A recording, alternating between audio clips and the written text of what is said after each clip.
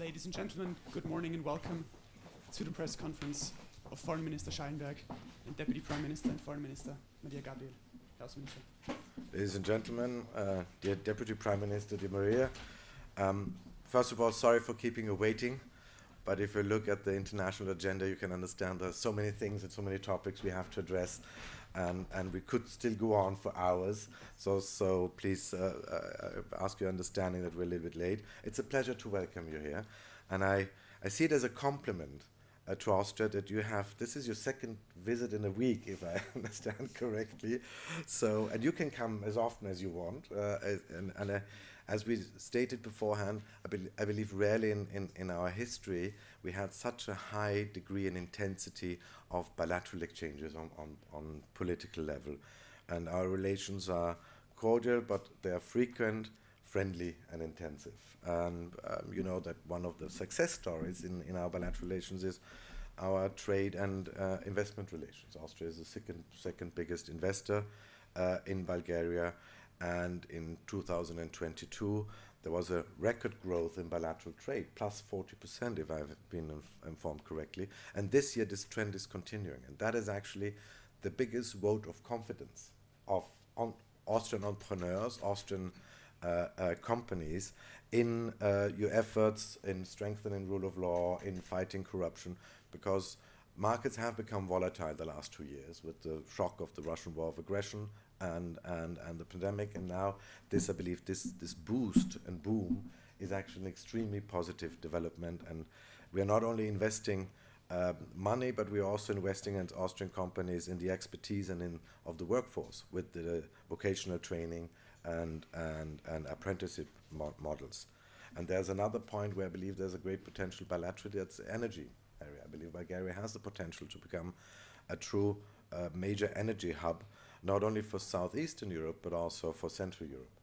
And we would be interested not only as buyers, but also as providers, because Austrian companies can offer top-notch technology on renewable energy and green energy. We obviously, as I said at the beginning, have many major crisis moments. You have a ring of fire actually surrounding Europe to a certain degree, reaching from the war of aggression of Russia against Ukraine, the Middle East, Sahel, and the Western Balkans. So there were many topics we discussed, and our countries share a common and very clear stance on the brutal war of aggression of Russia. And I believe the solidarity and the line you are pursuing is exemplary, and I thank you personally for the line, because I know a lot of it has to do with you as a person, as a politician. And another point where we have common interests is the Western Balkans. And I'm happy to see that the countries and other countries, because you don't have to explain to us the Western Balkans, we are neighbors basically, other countries which took longer, and who have understood now that enlargement is not a bureaucratic endeavor. It's the most important geostrategic program we have. Either it's very simple, either we manage to export stability and security, or we risk importing it, and it would be the most neighboring nations and countries which would pay, in this case, the highest price. And in this sense, I see that the reports coming out from the Commission, which they have been putting on the table, as a sign that they have understood too that this is a geostrategic endeavor for the European Union. We have to make sure that we have, against this ring of fire surrounding us, we have to create a ring of stability and security. And the only way of doing that is anchoring these countries clearly within our European family. And I believe North Macedonia, Albania are the next, but we would hope for a green light and a starting signal also coming for Bosnia-Herzegovina. We don't want to give the impression that there's first and second class candidate countries. And some are looked at with rose-tinted glasses and others are looked at with magnifying glasses. And I believe neighboring countries such as Bulgaria have an imminent role to play, and we discussed it in depth, and we expect obviously that we do not burden this process, which is already hard, where there will be no shortcuts, that we don't burden it with additional conditions. Last but not least, may I address the elephant in the room, the Schengen enlargement. And first of all, I'm thankful because I know, and I've heard it also from my colleague, the Minister of Interior, that from the very first day on, since last year, we have been working extremely closely together, Austria and Bulgaria, and Austrians, we have made it again and again very clear that this is not so much from our perspective about Bulgaria or Romania. The problem is we are surrounded by Schengen states, by EU member states, apart from Switzerland, Liechtenstein, which are associated states, and we continuously have the highest numbers of asylum seekers in continental Europe. And that is something which is hard to explain to the Austrian public. Austrians love Schengen, I have to say. Austrian citizens, like the Dutch actually. Every summer, half of this country is empty and they are in Croatia, in Slovenia, in Italy, Spain, wherever. But the impression here is that it is dysfunctional. It doesn't give us the sense of security we would need, because we're in the center of this continent, and we do have again and again issues in this respect. And we have seen recently 7 further Schengen member states have, in the last 2 months alone, installed border controls. And now 40% of Schengen countries have border controls, 70% of the population in the Schengen area is living in countries with border controls. That shows that something is not quite right. And we want the system to deliver again. And I know that this is something where we can count on the Bulgarian friends, where we are working very hard together, that you have done an enormous progress. And I believe the movement is going into the right direction. We are finally, after years of discussion, a compromise in the Council on the asylum and migration package. And I hope it won't be watered down by the European Parliament. We have an action plan on the Western Balkans. We have the pilot projects being implemented in Bulgaria. We have funding on the way for the external border controls. And I believe member states know what is needed in order to control and get an asylum and migration policy which actually deserves the name, but we're not quite there yet. But I know that we will both work together, and our aim must be to get the numbers of illegal migrants in a very lasting and substantially down, and we have to work on readmissions. As long as everybody on the continent, those 7 out of 10 people who have no right to stay in Europe still continue to stay, the system has a big flaw. So you see, we will never risk running out of topics, Mariya and myself, and I'm already looking forward to our next discussions, and thank you again for being here. Thank you very much, dear Minister, dear Alexander. Thank you. Thank you for your warm welcome. I'm really pleased to be again in Vienna in less than 1 week. It's always a great pleasure to be in this beautiful place, in beautiful Austria. So thank you. Thank you very much for the hospitality, the very open and constructive discussion that we had. I think that, yes, our meeting is another step towards the even stronger cooperation of our countries on a number of key topics. Having visited Vienna just a few days ago to attend the Vienna Economic Forum, I'm really very glad to be back and to advance. So you already said it, Bulgaria and Austria have traditionally good, pragmatic and fruitful bilateral relations dating back to more than a century ago. And next year, in 2024, we'll celebrate the 145th anniversary of the establishment of our diplomatic relations. Now, I would like really to mention one topic that is dear to my heart since the very beginning, and congratulations for the Austrian presidency of the European strategy for the Danube region. I think that your presidency, dear Alexander, is an exceptional opportunity for our countries to strengthen their cooperation, again, in a number of key areas: innovation, science, green policies, energies. All of them are part of this strategy. And you can count on our active role, not only support, to continue to shape, like is the title of your devise, to shape the transformation, because I think that, yes, Bulgaria and Austria can be in the driving seat to shape Europe and to shape common European solutions for the benefits of all our citizens. Now, I'm really very pleased to see that there is a political will for further development of our bilateral relations to the benefits of our businesses and our citizens. I would be glad to see even stronger presence of Austrian businesses and companies in Bulgaria, and I welcome the indications of such intentions. Maybe just one single word on a topic that is close to my heart. 1 week ago, I welcomed in Sofia the biggest ever delegation of women entrepreneurs in Sofia. That was organized by the Embassy of Austria in Bulgaria, by the Federal Economic Chamber. And I must say that here there is a lot of potential to unlock. And that because, again, we are working together, men and women, our businesses, our citizens. And I'm sure that now there will be much more opportunities to expand our cooperation in fields such as energy, emerging technologies, again, innovation, and of course we'll continue our good cooperation in the field of education and culture, because that's something unique that we have between Austria and Bulgaria and in Europe as such. It was said Austria is the second largest foreign investor in Bulgaria. Approximately 350 Austrian companies operate in the country, employing nearly 20,000 people. And again, when we see the potential that we can unlock, it's more than encouraging. I think that it's a very positive perspective for our two countries.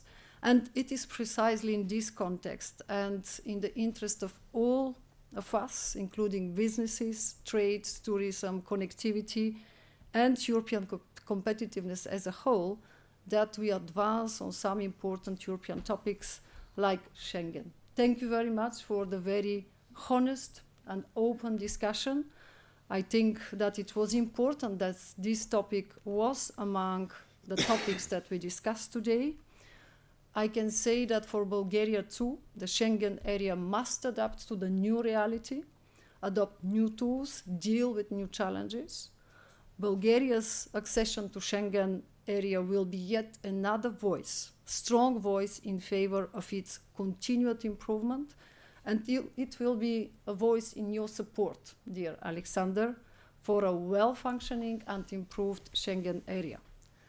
Bulgaria is part of the solution on migration pressure, and our accession to Schengen will make the control over the European external borders even more effective.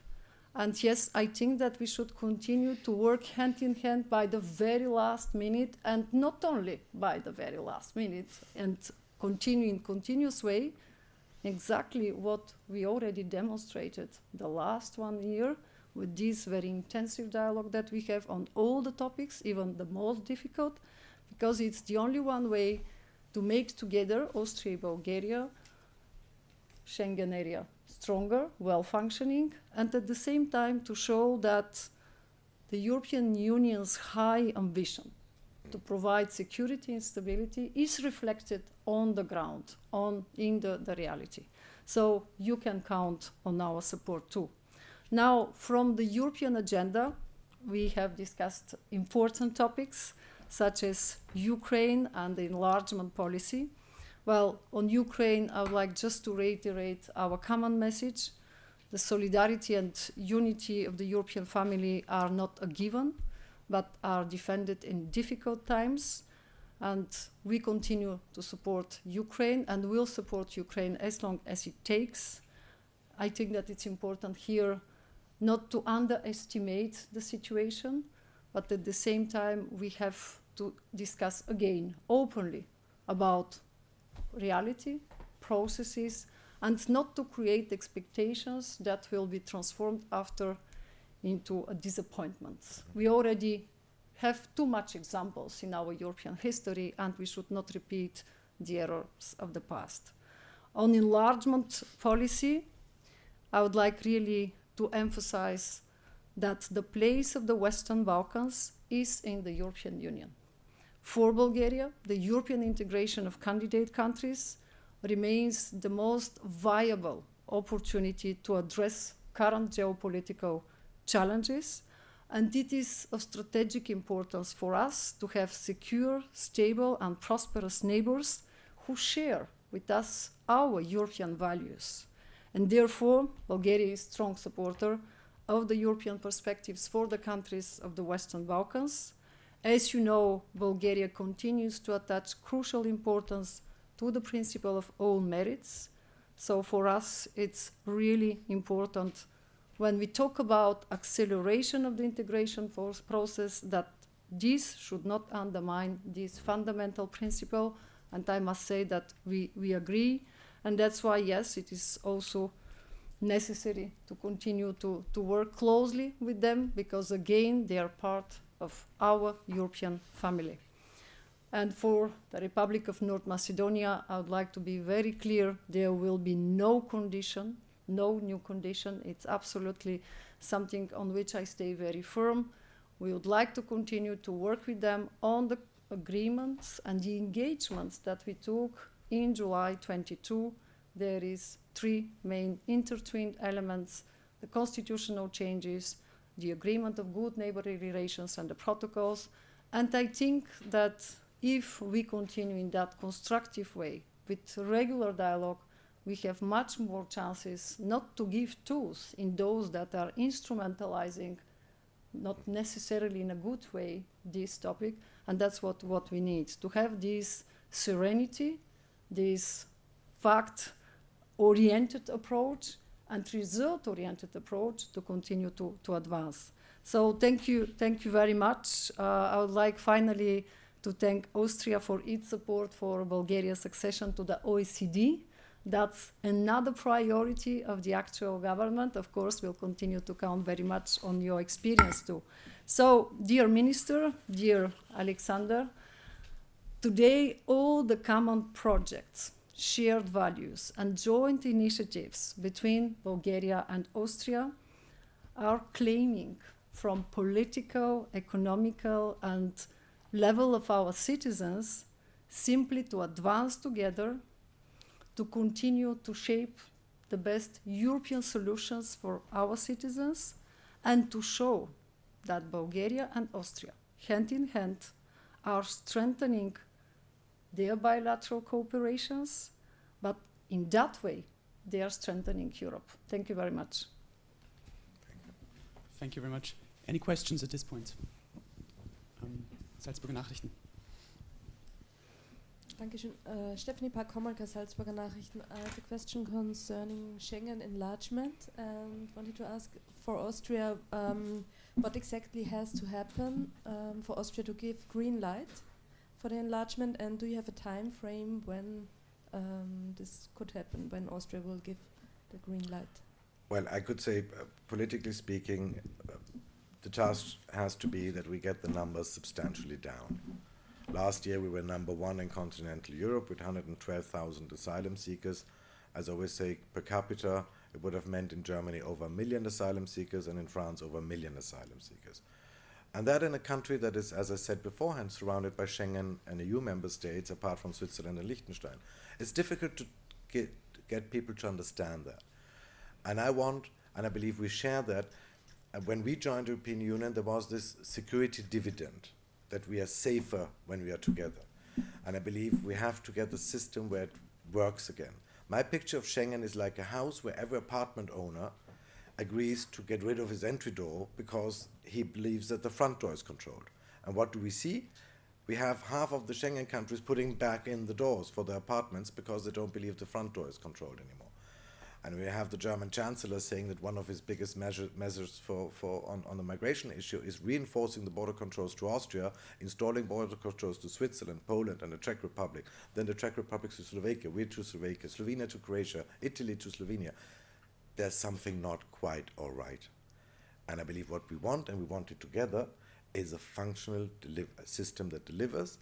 And it's not only Schengen, it's about the asylum and migration. As I said, it's moving in the right direction. But let's put it that way. Since 2016, many smart things have been written down and agreed upon in European Council conclusions. But if you look at the way they were implemented, many of them have never seen the light of day. Pilot projects at the external border were already in the European Council conclusions 5 years ago. And I'm happy to see that finally things are moving. And the problem about migration, and it concerns Bulgaria just as much as Austria, I always call it a policy of affectedness. Because there's always a number of countries affected. It might be Spain, then it's Italy, then it's Austria, then it's Germany, and 20 others are watching and not really being compelled to act.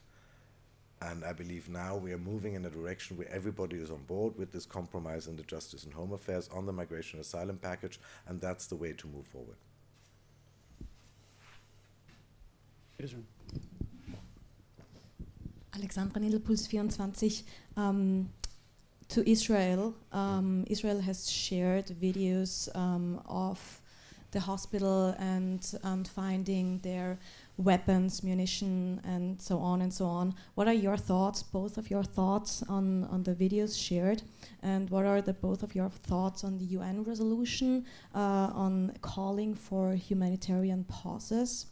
And if possible, again, the question for you, Recep Tayyip Erdogan is in Germany today. If there was a delegation with Recep Tayyip Erdogan coming to Austria, how would you react? What would you tell him or the delegation on how he is acting towards Israel at the moment? And if it's possible, maybe you could answer in German. Also, Okay. if there's a possibility, Yeah, yeah. and maybe if I can also ask you for a German answer to the Schengen question before, if it's You possible. want to start? Thank you. Please. First allow me to answer in English for the benefit of all. It's sure that, and that this is something which is absolutely clear to everybody, any state in this world has to abide by the international humanitarian law.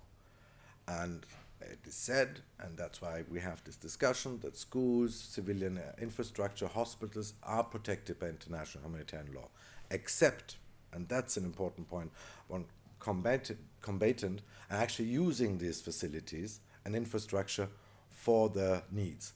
And it's one of the hypocrisy and cynicism of Hamas that they constantly, on purpose, are using schools and hospitals and other structures for the tunnels, for the command centers and others.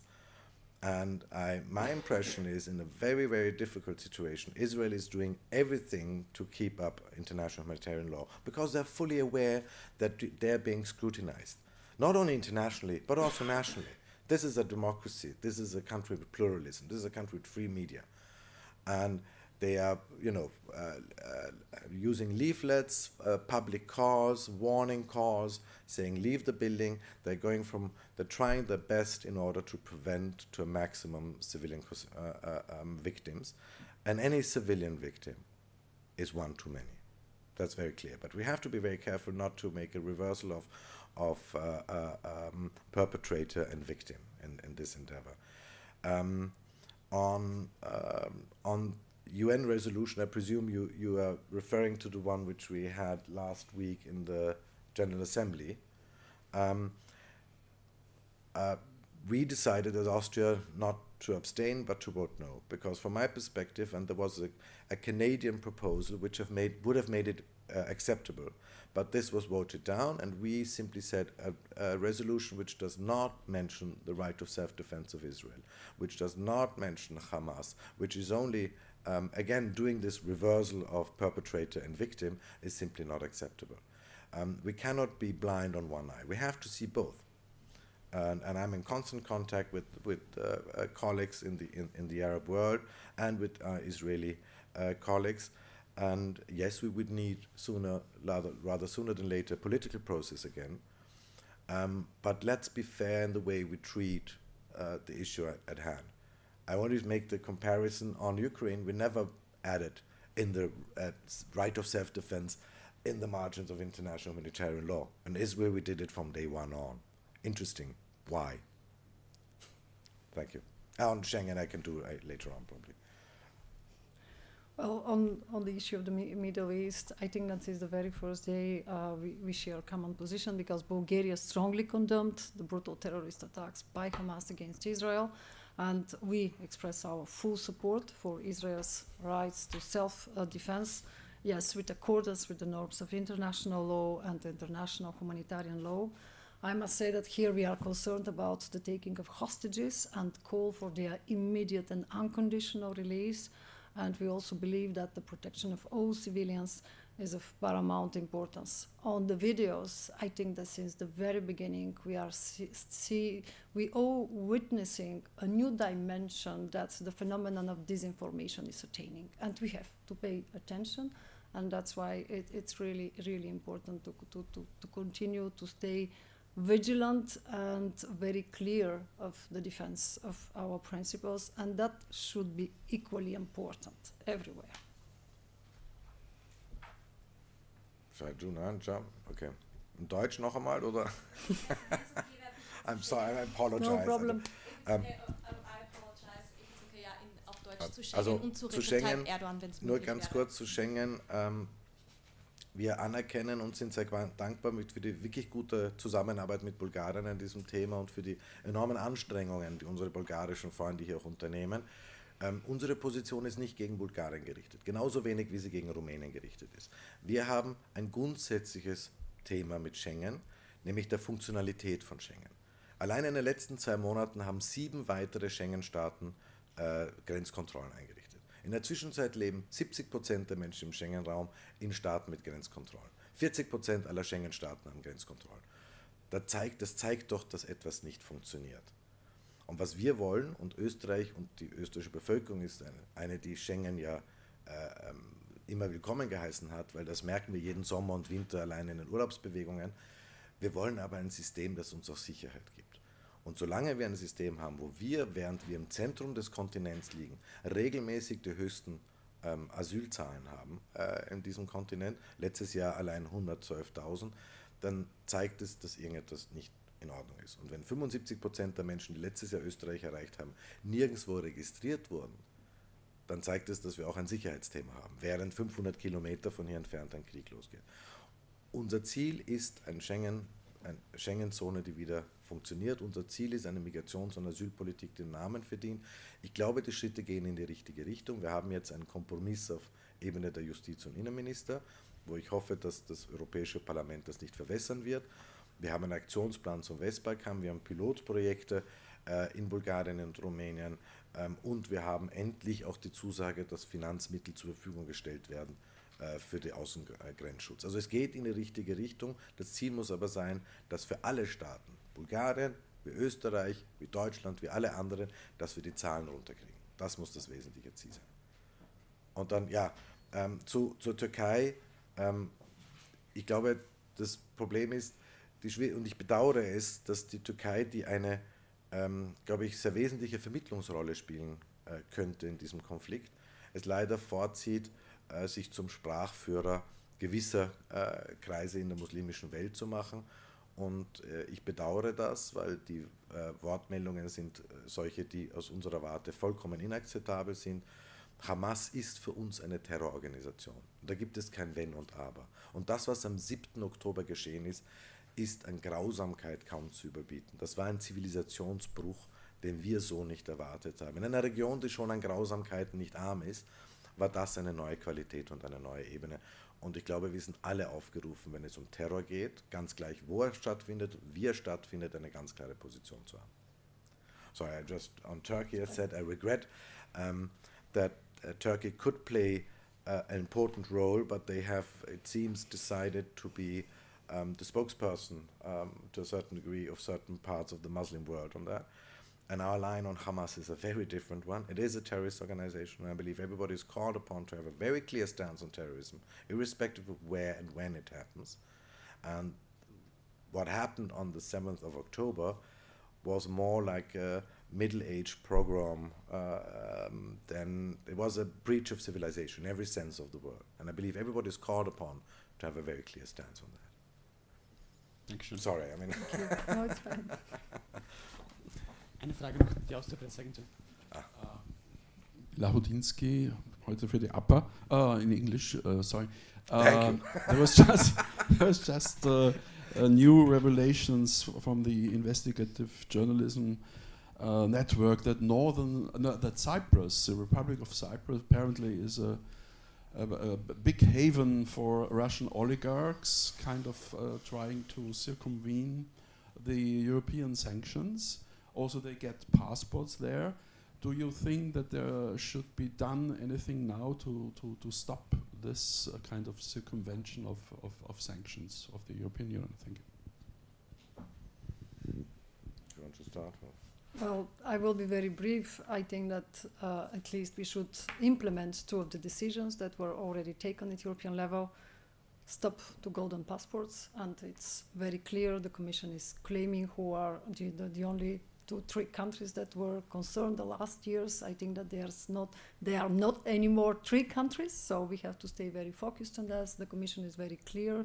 The second, about the circumvention of the sanctions, I think that again we should implement what we already decided: clear coordination mechanism, exchange of information between the member states in order to have the information through the entire value chain, if I may say that. And I know that it's not easy because we have different structures in all our countries, but the work that is done now for the implementation of the sanctions should be already able and ready to identify the good practices and how the weaknesses can be tackled. That should be done at European level. Only one single country can't find the solution.